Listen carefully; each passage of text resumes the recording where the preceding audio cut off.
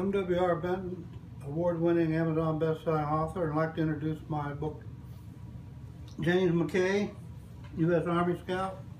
This has been out for a couple of years. It's really a pretty good book, I think.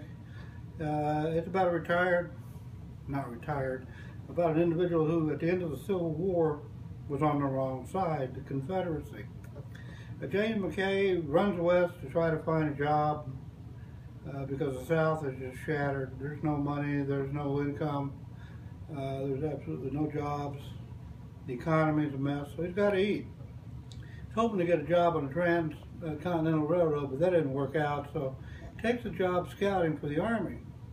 And one of the things he has to do is to track down gun runners that are trading guns to the Indians for furs, golden nuggets, anything of value. Well, he gets on the trail of these three men who are gun runners and becomes quite an exciting tale. And he finds that they're easier to find than they are to kill. Two of them are white men, one of them is a half-breed Sioux. And you'll find in this particular book some things you don't find in most Westerns. There are some sexually transmitted diseases discussed, use of opium, morphine, alcohol, of course, which was common in those days. But I wanted to show the West as it really was, not as Hollywood shows it. It's a pretty crude place. If you live to be over 45 or 50, you're pretty lucky. I won't give away the conclusion to the book except to say that James does survive, and he is a little bit late in putting an end to this conflict.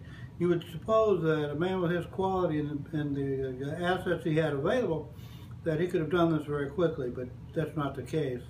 After tracking these men all over Missouri and the Western Plains, eventually it comes to a conclusion. I appreciate the opportunity to speak to you today, and if you want to see this particular book, which was endorsed by James Drury, the Virginian, I suggest you go to Amazon.com, type in James McKay, Army Scout, or W.R. Benton, and either my books will all show up under my name or this particular book show up under the title. Again, I appreciate the opportunity to speak to you, and may God bless you.